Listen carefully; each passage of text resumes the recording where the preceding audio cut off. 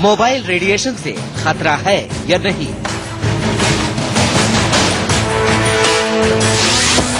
क्या mobile radiation से खतरा सिर्फ अफवाह है?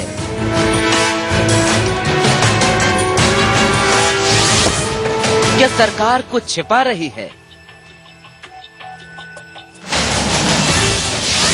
क्या मोबाइल से ज्यादा रेडिएशन रेडियो से होता है?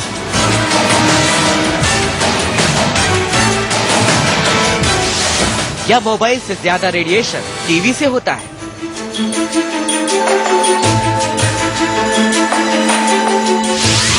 विश्व स्वास्थ्य संगठन से जुड़े विशेषज्ञ ने उठाए सवाल।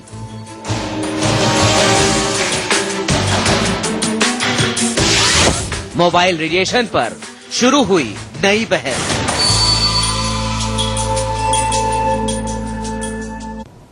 अब ये आम धारणा बन गई है कि मोबाइल रेडिएशन से कई बीमारियों का खतरा रहता है, लेकिन WHO के पूर्व मेंबर माइकल रैपचोली का दावा है कि मोबाइल फोन रेडिएशन से सेहत को कोई नुकसान नहीं होता। इस विषय पर उन्होंने एक किताब भी लिखी है। अगर आप मोबाइल फोन्स और मोबाइल टावर से होने वाली रेडिएशन से डरते हैं, तो हम आपको बता दें कि वर्ल्ड हेल्थ ऑर्गेनाइजेशन के एक्स मेंबर माइकल रैपचोली का दावा है कि मोबाइल फोन्स और मोबाइल टावर्स के रेडिएशन से आपकी सेहत को कोई खतरा नहीं। मोबाइल रेडिएशन के खतरों को लेकर लंबे समय से बहस चलती आ रही है। इस पर वैज्ञानिक रिसर्च भी कर रहे हैं, लेकिन वर्ल्ड हेल्थ ऑर्गेनाइजेशन के पूर्व रेडिएशन विशेषज्ञ के मुताबिक मोबाइल टावर के रेडिएशन से आपकी सेहत को कोई खतरा नहीं है। उनके मुताबिक रेडिएशन की तरंगें एक ही कक्षा में भ्रमण करती हैं और नीचे नहीं आती। माइकल का दावा है कि भारत में मोबाइल रेडिएशन सबसे कम है। इस विषय पर उन्होंने किताब भी लिखी है। Mobile phone and public health नाम की इस किताब को नई दिल्ली में लॉन्च किया गया है। अब ये जो रेडियो है वो 5 गुना ज्यादा ऊर्जा स्प्रेड करते हैं, प्रोपेगेट करते हैं, प्रसारित करते हैं जो सेल फोन करते हैं। और जब 5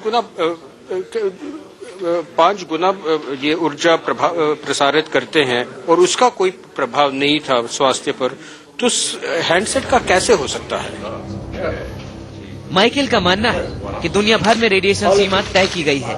वहीं किसी भी मोबाइल टावर के मुकाबले FM या फिर टीवी से ज्यादा रेडिएशन होता है। Mobile phone and public health नाम की किताब के लॉन्च पर प्रोफेसर रैपचोली ने रेडिएशन संबंधी कई जानकारियां दी और दावा किया कि मोबाइल टावर से आपकी सेहत को कुछ नुकसान नहीं पहुंचता। हालांकि इसका अभी भी कोई पुख्ता वैज्ञानिक प्रमाण नहीं है। सरकार इन बातों पर कितना विश्वास करती है और क्या रूल्स और रेगुलेशंस चेंज होंगे, ये देखना होगा। कैमरा पर्सन प्रेमचंद मिश्रा के साथ उपासना बख्शी, दिल्ली आज तक।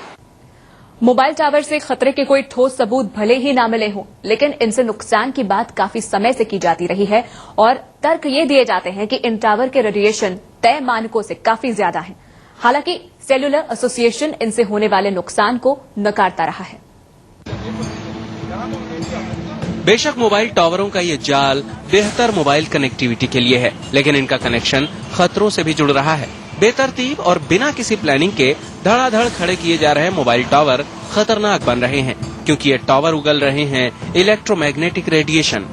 खतरा इसलिए है क्योंकि मोबाइल टावरों को जितने EMR के एमिशन की इजाजत है उससे कहीं ज्यादा निकल रहा है। मुंबई IIT में हाल ही में मोबाइल टावरों से निकलने वाली EMR और इसके प्रभावों को जानने के लिए एक राउंड टेबल कॉन्फ्रेंस हुई। इसमें पेश तथ्य चौंकाने वाले हैं। इसके मुताबिक भारत में SAR यानी स्पेसिफिक एब्जॉर्प्शन रेट के बारे में नहीं बताया जाता, जिसके मुताबिक एक दिन में 18 मिनट से ज्यादा मोबाइल फोन का इस्तेमाल खतरनाक हो सकता है। मोबाइल टावर के एंटीना से ट्रांसमिट होने वाली फ्रीक्वेंसी CDMA के लिए 869 से 890 मेगाहर्ट्ज, GSM के लिए 935 से 960 मेगाहर्ट्ज, 3G के लिए 2110 से 2170 मेगाहर्ट्ज होती है। ऐसे में मोबाइल टावर के आसपास 50 से 300 मीटर के दायरे में रहने वालों को EMR से खतरा होने की आशंका ज्यादा होती है।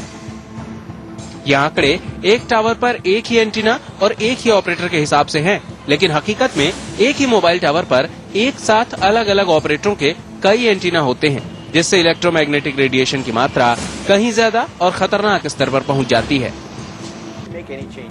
हालांकि cellular operator association of India in तथ्यों को नहीं मानती है।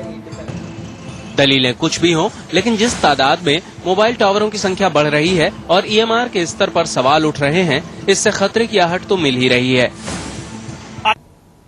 रफ्तार ने एक बार फिर बरपाया कहर।